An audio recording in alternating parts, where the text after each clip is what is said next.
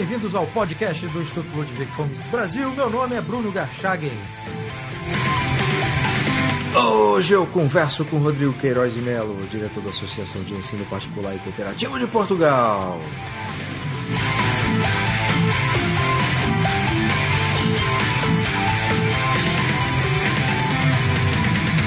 Seja muito bem-vindo, Rodrigo.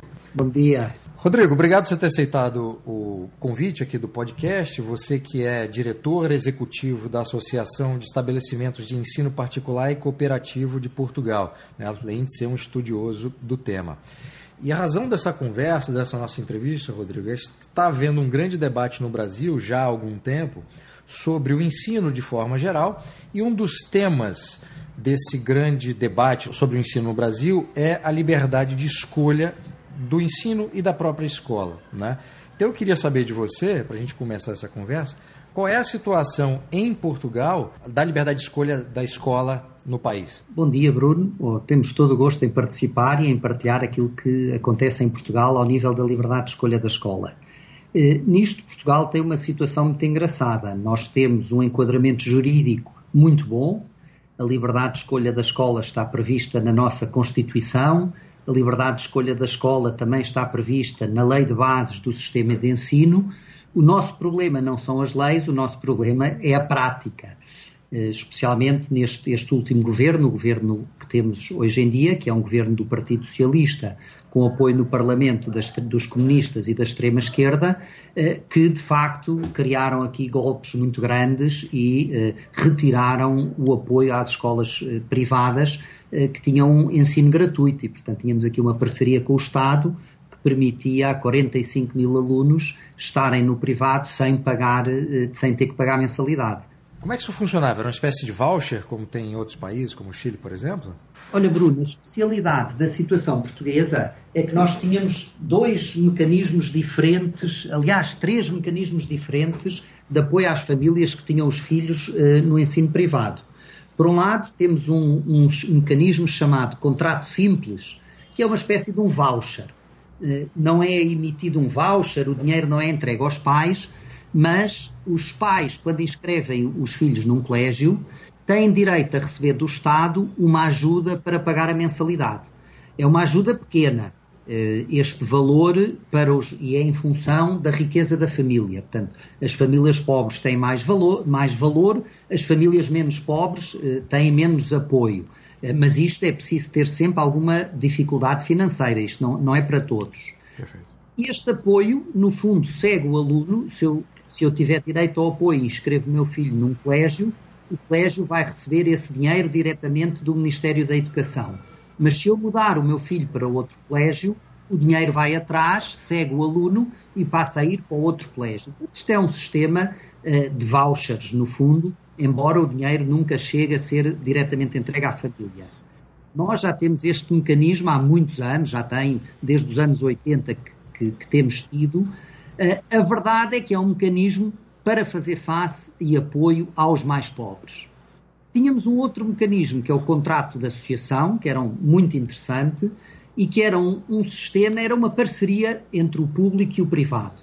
E, no fundo, o governo o que disse, isto também vem já desde os anos 80, em zonas do país onde não havia oferta do Estado, o Estado, em vez de criar escolas, contratava privados que lá tinham estabelecimentos de ensino para receberem os alunos daquela zona. E aqui o Estado pagava 100% dos custos e, portanto, as famílias não tinham que entrar com dinheiro nenhum. Esta modalidade era muito importante para nós, porque, enfim, para a realidade portuguesa são muitos alunos, são cerca de 45 mil alunos em quase 100 escolas, e era muito interessante porque ao longo dos anos vínhamos fazendo estudos e a verdade é que os alunos pobres e os alunos de classe média estavam a aprender melhor nestas escolas do que nas alternativas estatais. O que aconteceu, como infelizmente acontece muitas vezes, é que com o passar do tempo o Estado foi construindo escolas em sítios onde já havia estes colégios privados com contrato de associação. E especialmente quando havia eleições locais, os candidatos muitas vezes diziam: vou fazer construir aqui uma escola, embora a população estivesse satisfeita com o seu colégio.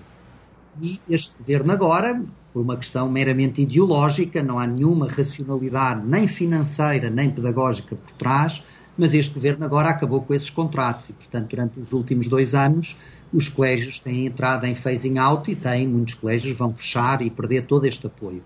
E, portanto, nessas situações, os portugueses vão ter que voltar a ir para escolas do Estado, mas escolas que eles não querem. E nesses locais onde ainda não existem escolas do Estado, como é que ficam essas famílias, esses estudantes, Rodrigo? Nos poucos locais onde não há escolas do Estado, e temos aqui um exemplo, aqui, por exemplo, perto de Lisboa, na zona de Fátima, em Fátima não há escola do Estado. O que há é 13 escolas privadas que mantêm estes contratos com o Estado e, portanto, todos os alunos frequentam os colégios. E o que é muito interessante é que podem escolher qualquer dos 3 colégios, e eles são bastante diferentes uns dos outros. E as regras de acesso dos alunos são iguais a qualquer outra escola do Estado no resto do país.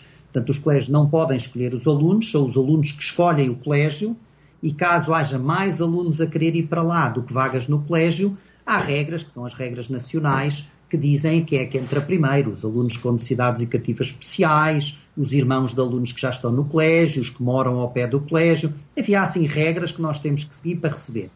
E aí o que acontece é um sistema também muito eficiente, que é o Estado dá-nos um valor por turma por ano. Portanto, cada turma que pode variar entre 25 e 30 alunos, o Estado dá-nos por ano 80 mil euros.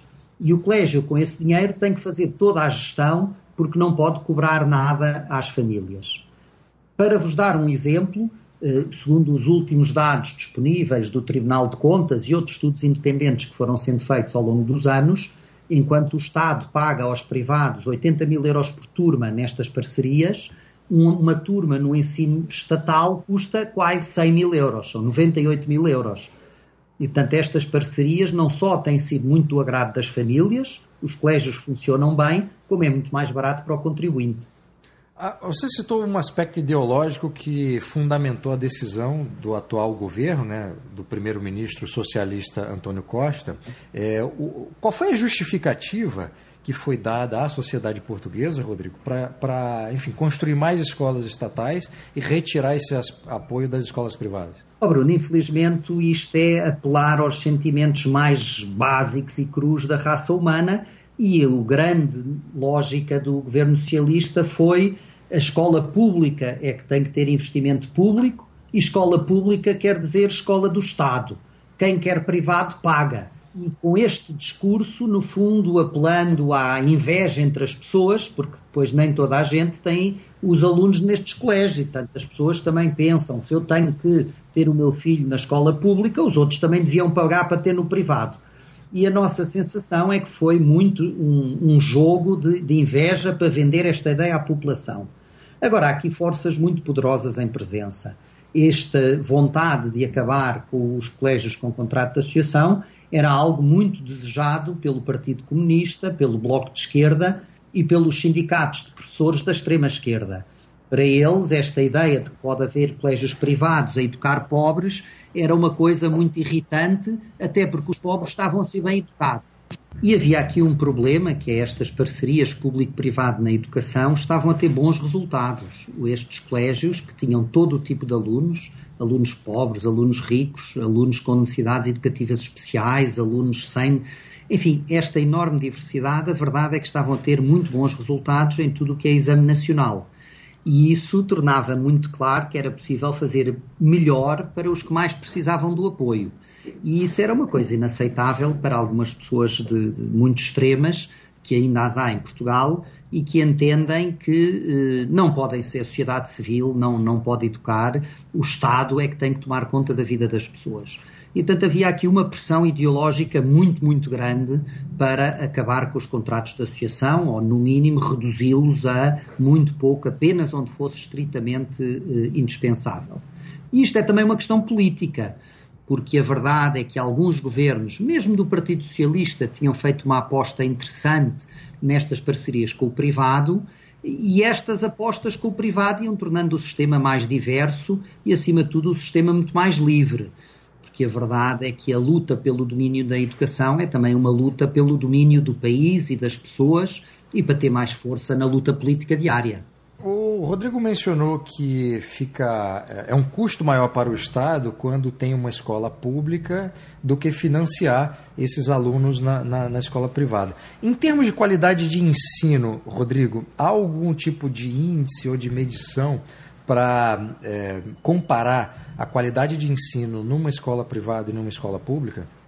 Os dados que nós temos, e hoje em dia vamos tendo em Portugal cada vez mais dados, e portanto isso era algo muito positivo, temos já boas séries históricas, tínhamos muitas caracterizações dos alunos, e todos os dados apontavam no sentido de que estes colégios com contrato de associação estavam a fazer um ótimo trabalho, e media-se isto pela sua sobre-representação nos quartis superiores dos resultados dos exames nacionais. O que é que eu quero dizer com isto? Quando nós olhávamos para as notas dos alunos nos exames nacionais e comparávamos com escolas equivalentes, os contratos de associação saem com melhores resultados. Mas mesmo se nós desconsiderarmos as características sociais das escolas, e é preciso ter atenção que os colégios com contrato de associação atendem todos os alunos, portanto têm um público muito diversificado, estes colégios estão sobre-representados nos quartis superiores diretos de notas no final do secundário e no final do ensino básico.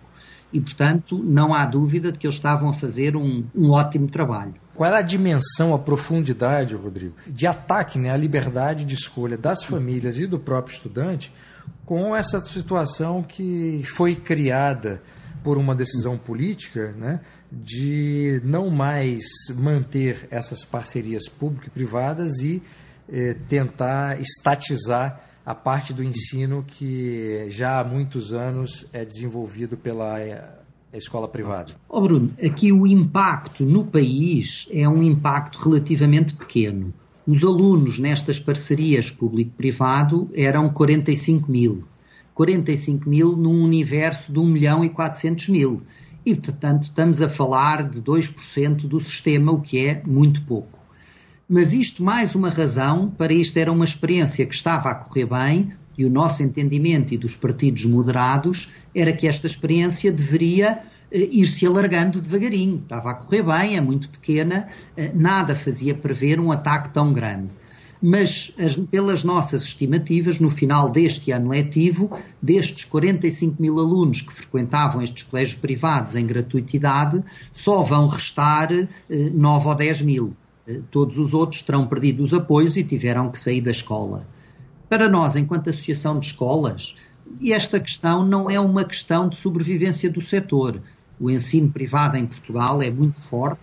Nós representamos quase 20% dos alunos do sistema educativo e, um dado curioso, nós somos o país da Europa onde maior percentagem de famílias paga para ter os seus filhos no ensino privado.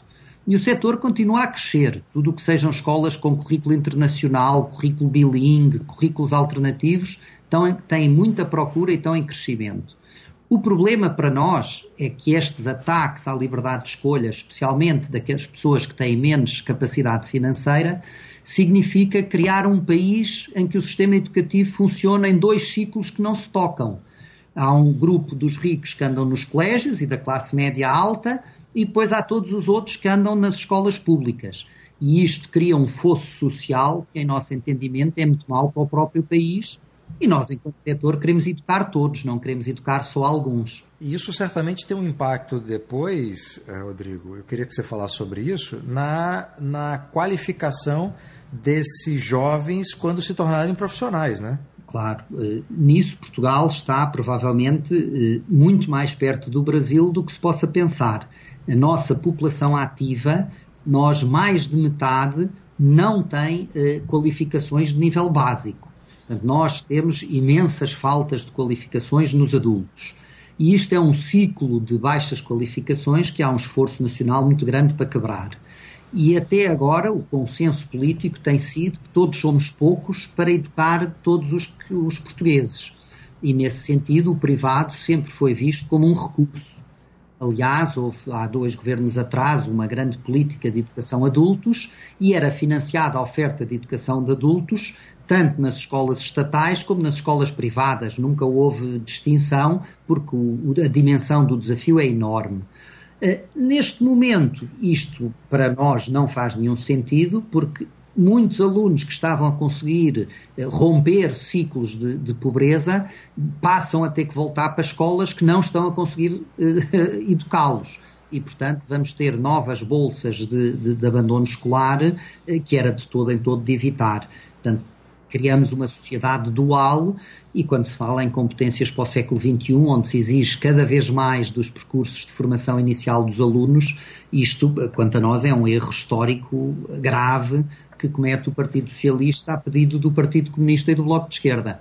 Tem havido reação por parte da sociedade, seja no debate pelos jornais, pela TV, Rodrigo, para pressionar o governo para voltar atrás, para rever sua decisão?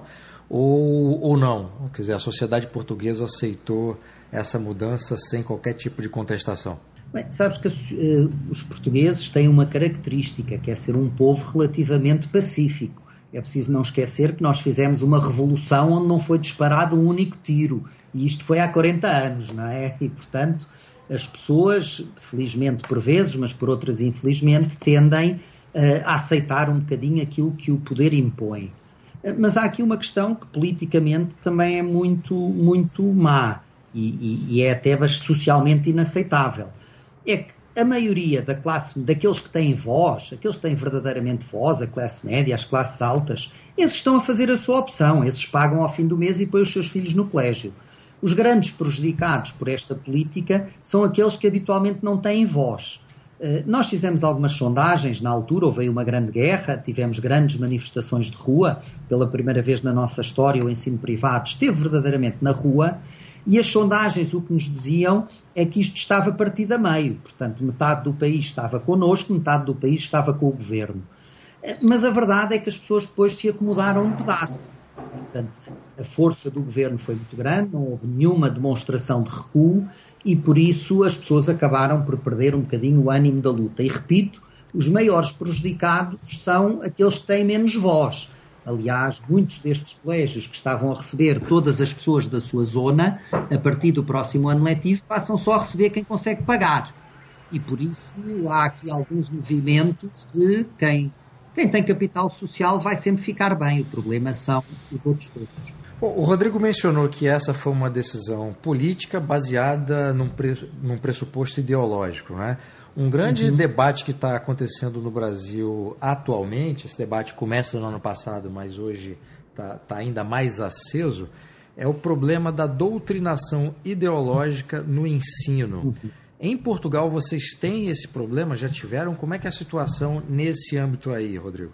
Bruno, aí, pelo que eu vou percebendo e lendo sobre o sistema educativo brasileiro, o vosso problema é pior do que o nosso. Em Portugal, o currículo é bastante amplo, tem alguns pontos que diferentes pessoas não gostam, que acham que devia ser mais neutro, mas ainda assim não temos um problema com endoutrinação através da escola pública. E, portanto, a verdade é que os currículos, os programas, as matérias são equilibradas, são relativamente neutras. Se nós vamos a ver com cuidado, há mais autores comunistas do que autores liberais no secundário, mas geralmente os professores e as escolas ultrapassam isso, dando outras leituras aos alunos. E, portanto, eu diria que não há um problema de endoutrinação ideológica no sistema educativo. Para nós há um problema, isso sim, de educação na e para a liberdade. E há aqui um argumento que para nós é muito importante, que por muito esforçados que sejam os professores de uma escola estatal, são funcionários públicos e em Portugal o sistema é muito centralizado. O governo central é o empregador de todos os professores de todas as escolas. E o nosso argumento é que é impossível num sistema monolítico e burocrático educar para a liberdade, educar para o empreendedorismo, porque a própria escola não é nem livre nem empreendedora, está sujeita aos regulamentos do Ministério, às instruções da administração pública, e isso cria um caldo cultural de conformidade. Há uma pulsão para a conformidade e não cria incentivos a que as pessoas pensem pelas suas próprias cabeças. E isso é um dos argumentos que nós usamos muito para defender a importância das escolas privadas e da sociedade civil na educação, é que não é possível educar para a liberdade dentro de um sistema monolítico e não livre. Como é que tem sido percebido e recebido essa mensagem que vocês estão tentando passar, Rodrigo, aí em Portugal? Bruno, é um esforço grande que nós estamos constantemente a procurar fazer e afinar. E temos na associação caído um bocadinho na consciência que se calhar temos que fazer um esforço maior de educar as pessoas em geral. E, portanto, temos feito um esforço grande de editar mais livros sobre estes assuntos, de participar mais ativamente nos blogs que vai havendo, de cada vez mais estar presentes nas discussões académicas, propor às universidades que, se tiverem pessoas a fazer mestrados e doutoramentos em educação que queiram estudar as questões da escolha da escola, que nós apoiamos esses estudos. Há aqui ainda muito a fazer, porque eu acho que as pessoas estão muito habituadas a ter a escola do Estado. E como estão habituadas a isso, porque 80% dos alunos estão na escola do Estado, não é fácil dizer-lhes que eles podem desejar mais e que é possível fazer melhor. E isso é algo que nós temos que romper do ponto de vista cultural, dizendo que é possível melhor, é possível diferente, mas é uma luta muito grande que continuamos a ter que fazer, porque a percepção pública é que muitas vezes as pessoas até gostavam de ter os seus filhos numa escola privada, mas depois dizem, bem, mas não tenho dinheiro e por isso não posso, e baixam a cabeça e continuam, em vez de lutar pelo seu direito, de que o dinheiro vá atrás dos seus filhos e não os seus filhos atrás do dinheiro. E a comunicação social em Portugal, jornais, revistas, as emissoras de TV, tem sido receptiva, essa comunicação social tem sido receptiva a essa mensagem da pró-liberdade de vocês? Como é que tem sido o papel da imprensa nessa luta de vocês? Nós temos tido um apoio muito grande de alguma imprensa mais liberal e que tem estado disponíveis, sempre cumprindo os deveres deontológicos de ter as duas posições, etc., mas que têm publicado artigos de pessoas que defendem a liberdade de educação, que fazem cobertura mediática aos nossos eventos e às nossas questões, e isso é positivo. Mas a maioria da imprensa é desconfiada do privado. Em Portugal ainda vivemos um bocadinho os anos da Revolução e há uma desconfiança ainda muito grande com tudo o que é privado. Se houver um escândalo, e às vezes há, uma escola corre mal, problemas numa escola, imediatamente se põe tudo em causa porque houve alguém que se portou mal, quando nós sempre temos explicado, isto é como tudo na vida, se eu tenho um filho que se porta mal, eu tenho que educar esse filho, tenho que ver o que se passou, mas não vou deitar fora os filhos todos porque houve um que se portou mal, não é? Exato. Mas o português tipicamente gosta de depender do Estado, gosta que venha um Estado forte que lhe diga o que fazer e, portanto, isto é uma luta cultural muito forte que nós temos travado. Imagino.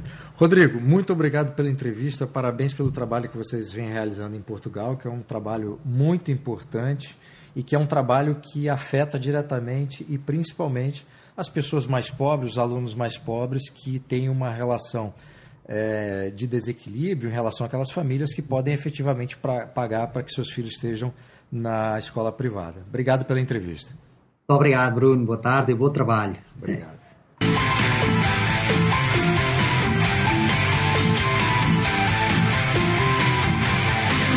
Este foi o podcast do Instituto Ludwig von Mises Brasil. Meu nome é Bruno Garchagen.